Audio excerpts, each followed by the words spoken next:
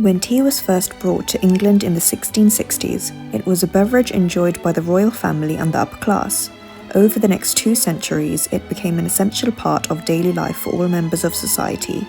But it was in 1840 when Anna, the 7th Duchess of Bedford, noticed she had a sinking feeling in the middle of the day. Once she had a pot of Darjeeling tea and some light snacks, she felt noticeably better. From then, afternoon tea was born.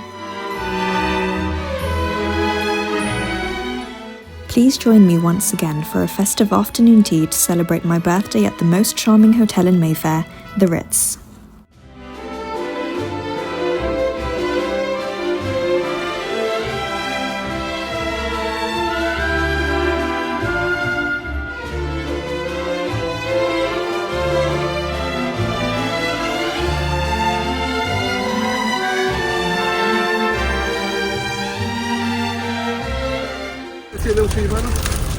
Thank Is it beautiful? Thank you very much. Thank you, sir. Thank you. Have a very good evening. Have a good evening. You too.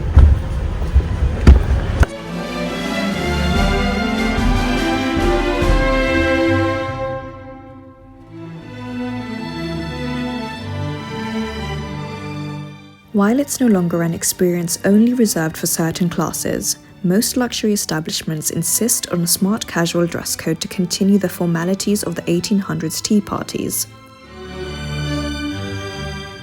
The Ritz operate a strict dress code where one is not allowed to wear sportswear or trainers, and men are required to wear a jacket and tie.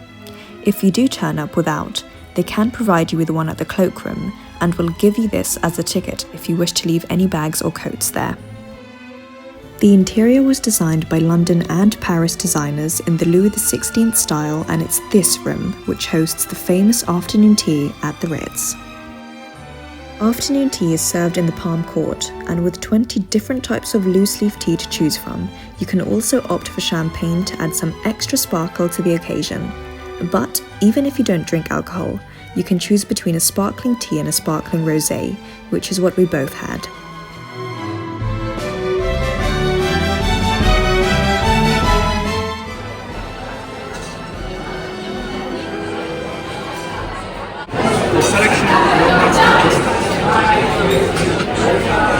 Thank you so much. Thank you.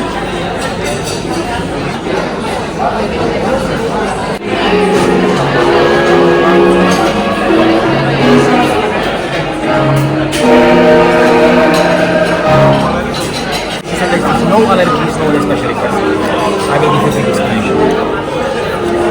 Egg mayonnaise from Neal's roll, beaten butter with cream cheese, chicken with pork stuffing, ham with mustard mayonnaise, cheddar cheese and chutney, and smoked salmon with caramel. Black forest sugar, mandarin and cream cheese. Mont Blanc tarte with chestnut and turkey. All food can be relished as much as you wish. A few minutes later we're going to be serving Christmas mince pie and 2 types of scones, strawberry chicken. Thank you so much. The elegant ambiance is accompanied by their resident pianist, but during the festive period, you were also serenaded by their amazing choir singing Christmas carols.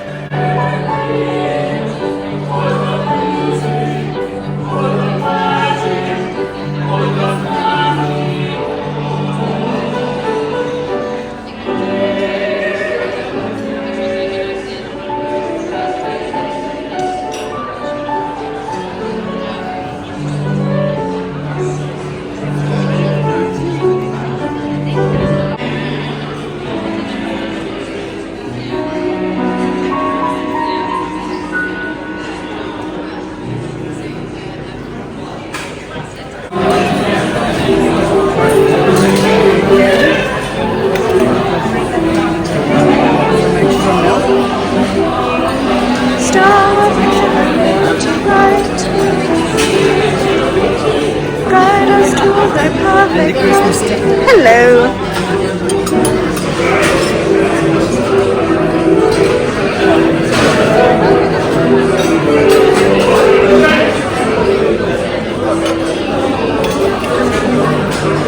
Thank you, thank you.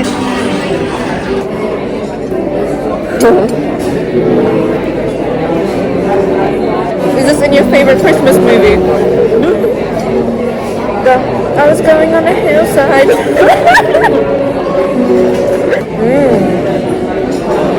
You're gonna like the ham one. It's good.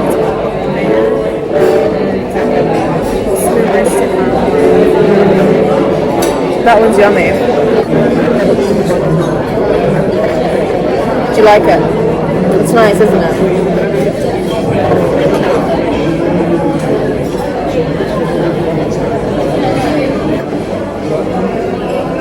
The turkey is a bit dry.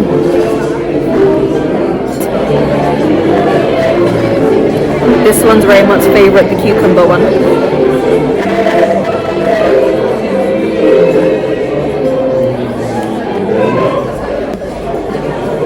That's the best one. You can never go wrong with cucumber. The palate cleanser.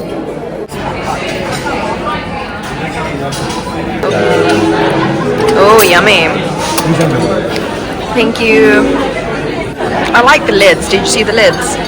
Very nice.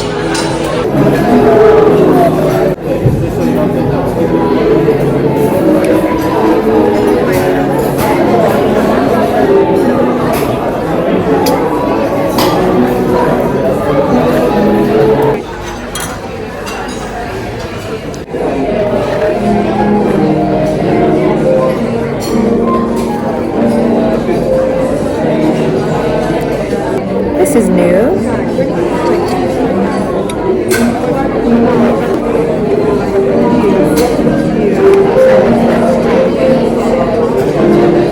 I think it needs more like cream cheese or something. It's a lot of salmon.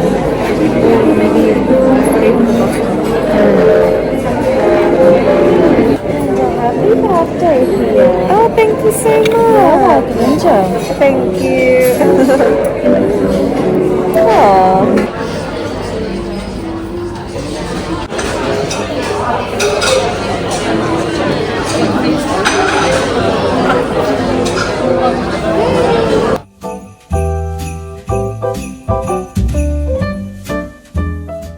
Now, the ultimate question is, do you pronounce it scone or scone? According to etiquette experts, the late Queen Elizabeth II did always say scone, but ultimately both are correct.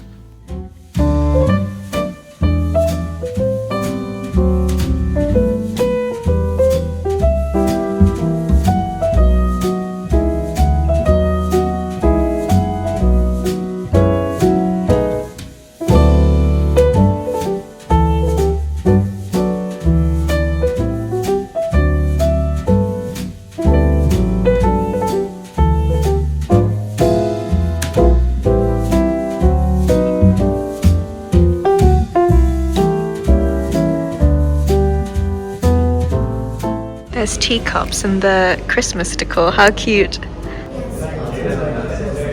If you'd like to take some gifts home from the Ritz, you can purchase these. I really want one of these. Lovely.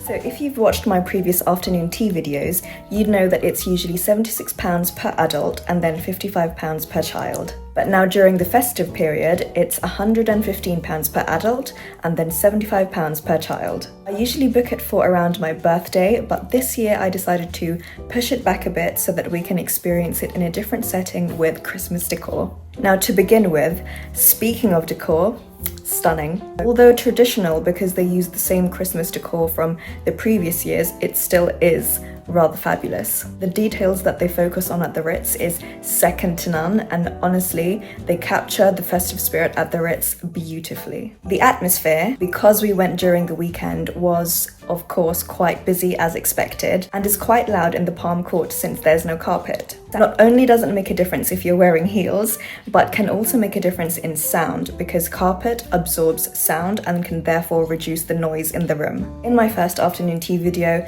we were seated downstairs because the palm court was being renovated, so if you would like to see what the previous ballroom looked like, I will leave it downstairs downstairs, down below in the description box for you. Now for comfortability, I did feel comfortable. I mean, the seats were fine, and because you can leave your stuff in the cloakroom, that means you don't have to sit with all your bags and your coat on your chair, which is a big positive from me. Not only is that more comfortable, but it also reduces the visual clutter in the room.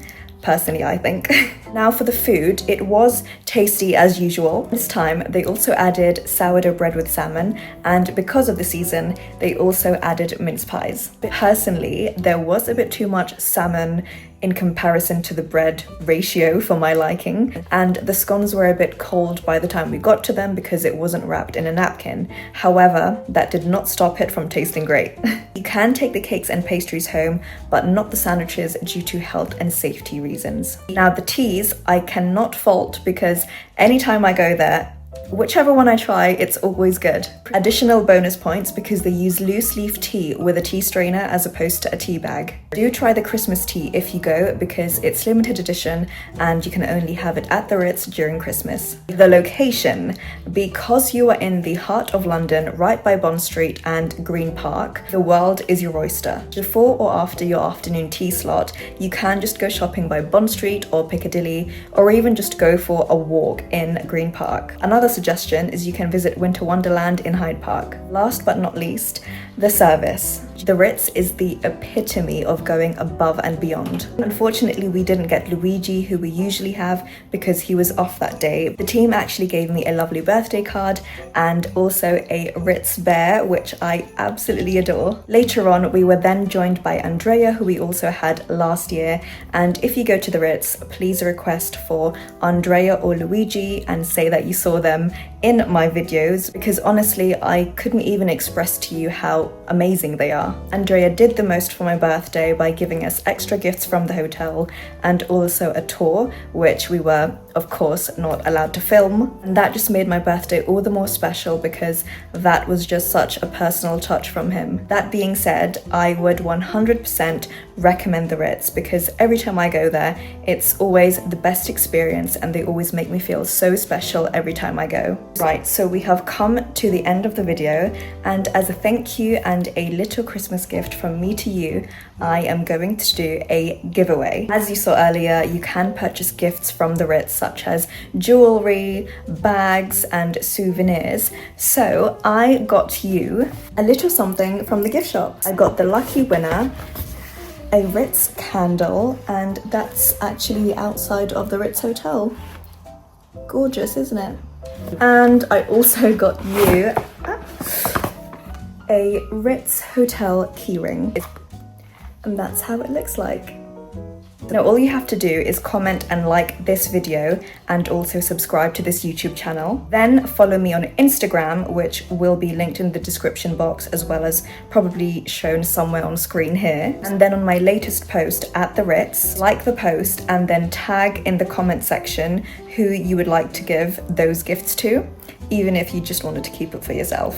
And then for an extra chance of winning, share this video on your story and tag me in it. I will then randomly select the winner on December the 24th, which is Christmas Eve, and will message you via direct message on Instagram, so keep an eye out on your inbox. Anyway, thank you so much for watching. I hope you enjoyed the video and will hopefully see you in the next one.